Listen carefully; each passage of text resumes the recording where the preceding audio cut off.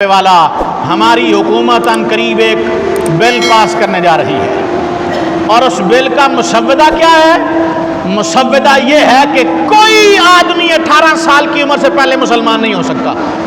العیاذ باللہ تعالی، یہ مدینے کی ریاست ہے، یہ مسلمانوں کا ملک ہے، حکمران مسلمان ہیں، لیکن انسانیت کے نام پر، اس نام پر کہ سارے مذہب برابر ہیں، کسی میں کوئی فرق نہیں ہے، اسلام میں، عیسائیت میں، یہودیت میں، ہندو مت میں، بدھ مت میں کوئی فرق نہیں، انسان ہونے کے ناطے سارے مذہب برابر ہیں، سارے مذاہب کے ماننے والوں کے حقوق برابر ہیں۔ لہٰذا ہماری حکومت چاہتی ہے کہ یہ قانون بنا دے کہ کوئی بندہ اپنی مرضی سے بھی اگر مسلمان ہونا چاہتا ہو تو وہ مسلمان نہیں ہو سکتا۔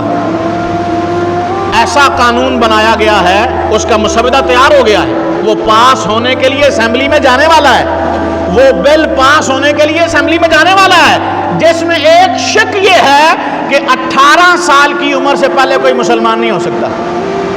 مجھے بتائیں یہ شک اسلامی ہے غیر اسلامی ہے؟ اگر غیر اسلامی مانتے ہیں تو بول کر بتائیں، اسلامی ہے غیر اسلامی ہے؟ یہ قانون بن جائے پاکستان میں کہ 18 سال سے پہلے کوئی مسلمان نہیں ہو سکتا، آپ قبول کر لیں گے؟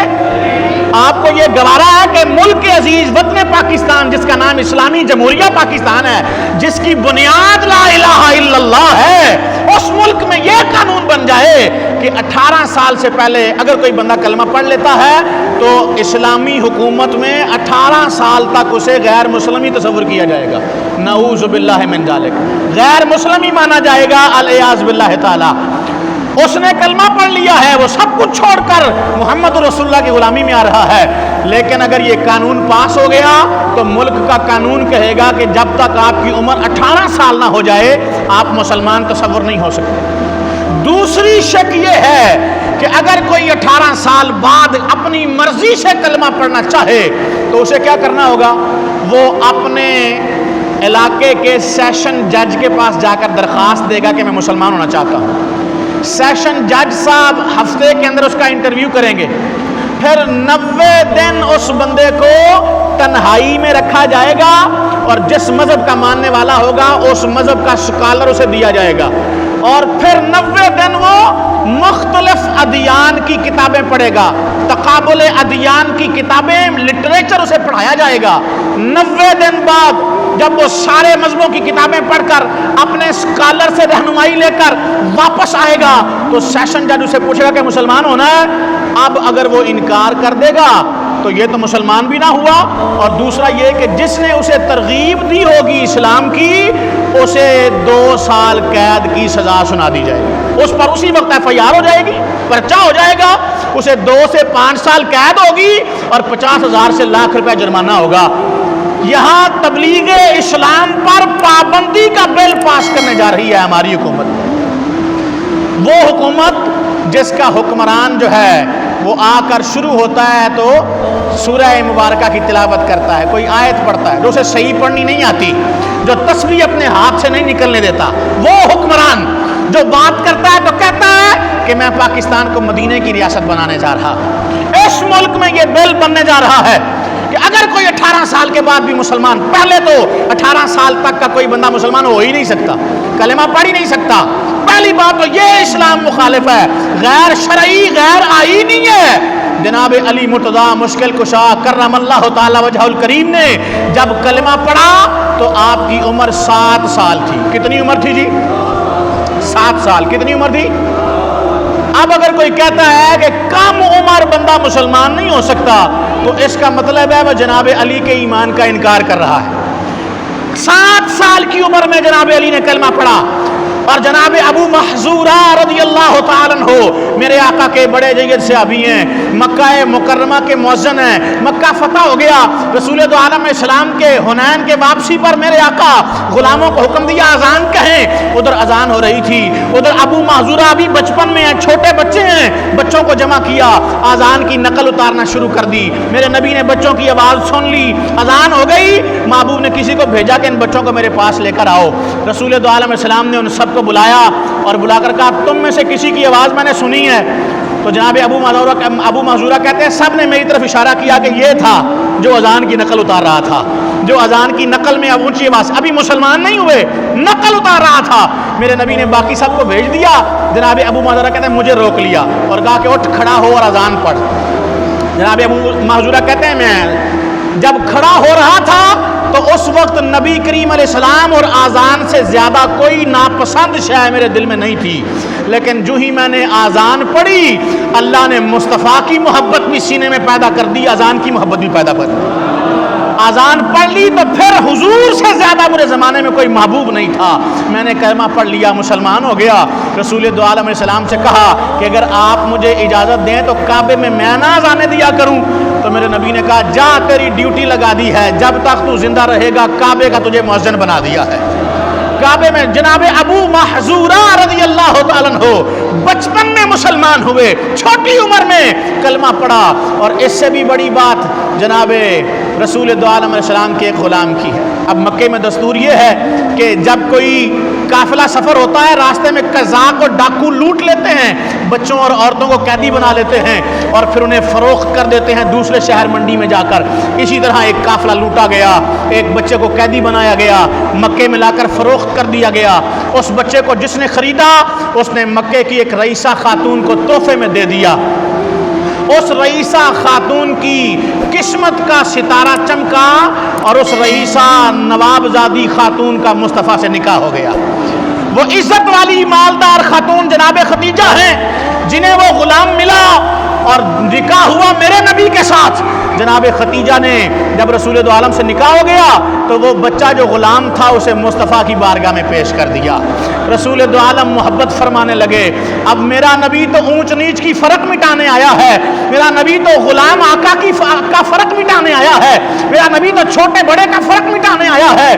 میرے نبی نے اتنی محبت دی، اتنی محبت دی، جناب رسول دو عالم کے اس غلام کو نہ ماں یاد رہی نہ باپ یاد رہا، سارے غم بھول گئے۔ ان کا چچا حج کرنے آیا تو اپنے بھتیجے کو دیکھا تو جا کر واپس اپنے بھائی سے کہا جو اپنے بیٹے کی جدائی میں پریشان اور بے حال تھا، جسے ایک لمحہ بھی چین نہیں تھا کہ میرا بچہ مجھے نہیں مل رہا ہے، وہ بے قرار تھا، اسے خبر ملی میرا بیٹا مکے میں ہے تو وہ بھاگتا دوڑتا تیزی کے ساتھ مکے پہنچا اور اسے پتا چل گیا کہ رسول دو عالم علیہ السلام کی بارگاہ میں حضور سے کہا میرا بیٹا آپ کی غلامی میں ہے، آپ جتنا مال چاہیں مجھ سے مانگ لیں، میں اپنے بیٹے کی آزادی کے لیے دینے کو تیار ہوں۔ رسول دو عالم صلی اللہ تعالی علیہ وآلہ وسلم نے ارشاد فرمایا کہا میں اسے بلا لیتا ہوں، اگر وہ مان جائے تو بغیر کسی معاوضے کے اسے اپنے ساتھ لے جاؤ، کوئی قیمت نہیں لیں گے، اسے ہم آزاد کر دیں گے، تم اپنے ساتھ لے جانا۔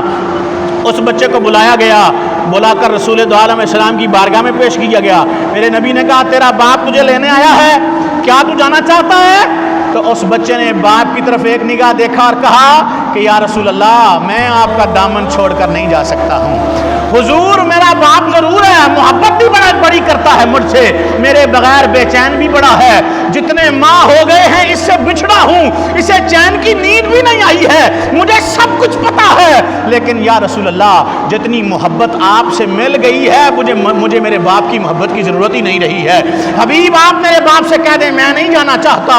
رسول دو عالم علیہ السلام کے اس غلام کا نام زید بن حارثہ ہے جسے مصطفیٰ نے اپنا بیٹا بنا لیا، رسول دو عالم نے اپنا بیٹا بنا لیا۔ اور اس نے بھی کہاں کب ایمان قبول کیا تھا؟ ایمان قبول کیا تھا چھوٹی عمر میں۔ کتنی عمر میں جی؟ چھوٹی عمر میں، کم عمری میں ایمان قبول کیا تھا۔ اور ہمارے حکمران چاہ رہے ہیں کہ قانون بن جائے 18 سال تک کوئی کلمہ ہی نہ پڑھ سکے۔ یہ تو وہ کام ہے جو کافر کیا کرتے تھے کہ لوگوں کو ایمان سے روکتے، ایسا قانون تو کسی کافر حکومت میں بھی پاس نہیں ہے۔ اگر کوئی انگلینڈ میں کلمہ پڑھنا چاہے اسے کوئی روکے گا؟ امریکہ میں کلمہ پڑھنا چاہے اسے کوئی روکے گا؟ کسی ملک کا ایسا کوئی قانون ہے کہ اگر کوئی اسلام لانا چاہے تو اسے روک دیا جائے، اسے جج کے سامنے پیش ہونا پڑے، اسے جیوری کے سامنے بیٹھنا پڑے، اسے تقابل دین کے 90 دن کے مطالعے کے لیے تنہائی میں رکھا جائے؟ اس طرح کا کوئی قانون ملک کی دنیا کی کسی کفر کی طاقت نے بھی پاس نہیں کیا ہے جو ہمارے حکمران پاس کرنے جا رہے ہیں، بنانے جا رہے ہیں۔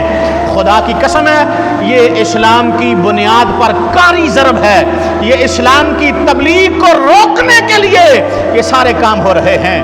لیکن جب تک ہمارے دم میں دم باقی ہے، جب تک ہماری سانس میں سانس باقی ہے، انشاءاللہ تعالی ہم اسلام کی اشاعت اور اسلام کی ترویج کے لیے کام کرتے رہیں گے۔ ہم تبلیغ اسلام، ہم سب مبلغ بن جائیں گے، یہ علماء کام نہیں ہے۔ میں آپ سارے ہی مبلغ ہیں، اور میں اور آپ سارے ہی دین کے داعی ہیں، میں اور آپ سارے ہی دین کی طرف سے، یہ میری آپ کی ڈیوٹی ہے۔ رسول دو عالم نے جب جو آخری خطبہ دیا تھا اس میں یہ نہیں کہا تھا کہ تم جو علماء ہو تمہارا کام ہے تم تبلیغ کرنا، نہیں، بلکہ فرمایا تھا بلغوا انی ولو آیا، اگر تم میں سے کسی ایک کو ایک بات بھی میری یاد ہے تو اس پر یہ فرض عائد ہوتا ہے کہ وہ اس ایک بات کو بھی حق سمجھتے ہوئے کسی دوسرے تک پہنچا دے۔ جو یہاں موجود نہیں ہیں انہیں میری بات پہنچا دو۔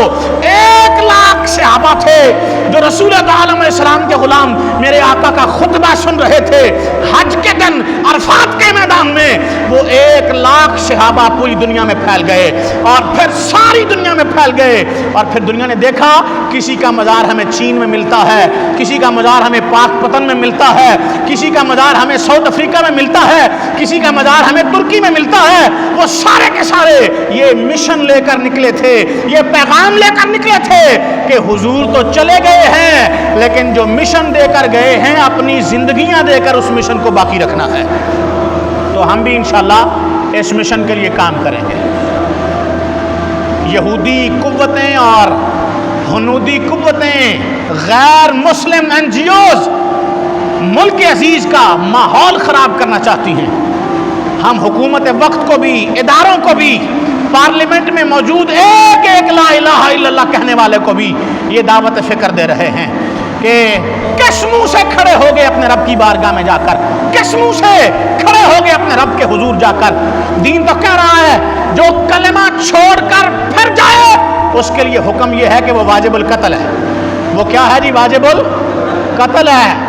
جو کلمہ پڑھتا ہو اور پھر کلمے سے مکر جائے اور اسے سمجھایا جائے وہ سمجھانے پر نہ مانے تو حاکم وقت کا کام ہے کہ اسے کیا کر دے؟ قتل کر دے۔ یہ سارے ملک کا قانون ہے۔ میں اور آپ اس ملک میں رہتے ہیں، اگر ہم اس ملک کی ساری سہولتیں بھی حاصل کریں، یہاں کی سیکیورٹی، یہاں کے ادارے، ان کا تعاون بھی حاصل کریں، لیکن ملک سے غداری کریں، ملک کے راز غیروں کو بیچ دیں، ملک کے اداروں کے خلاف بات کریں، ملک کے اداروں کو گالی دیں، تو ملک کا قانون ہمیں سزا کیا دے گا؟ کیا سزا؟ غداری کی سزا کیا ہوتی ہے جی؟ پھانسی ہے، موت ہے۔ اگر پاکستان کے غدار کی سزا موت ہے تو مجھے بتاؤ اسلام کے غدار کی سزا کیا ہونی چاہیے؟ اسلام کے غدار کی سزا کیا ہونی چاہیے؟ تو جو مکر جائے اسلام سے پھر جائے اس کا فیصلہ موت ہے، اور یہ فیصلہ حکومت وقت کرے گی۔ ہم حکومت سے کہہ رہے ہیں کہ آپ ہوش کے ناخن لیں۔ جب سے آئے ہیں کوئی نہ کوئی نیا ہی روزانہ جو ہے وہ پٹارا کھول کر بیٹھ جاتے ہیں۔ ان ساری باتوں کو چھوڑ کر اسلام کو پھیلانے کی، اسلام کو مضبوط کرنے کی، ہاں ہم اس بات کے خلاف ہیں۔ اگر کوئی تلوار رکھ کر کسی کی گردن پر کلمہ پڑھاتا ہے تو یہ اسلام ایسی اسلام کی تبلیغ کرنے کی کسی کو اجازت نہیں ہے۔ ہم ان لوگوں کے حامی نہیں جو تلوار کے زور سے دین پھیلانا چاہتے ہیں یا تلوار رکھ کر کسی کو اپنی بات منوانا چاہتے ہیں، نہیں۔ ہم یہ کہہ رہے ہیں اسلام منوانے کے لیے تلوار اٹھانا نہیں چاہ رہے، بلکہ اسلام کو بچانے کے لیے تلوار اٹھانا چاہ رہے ہیں۔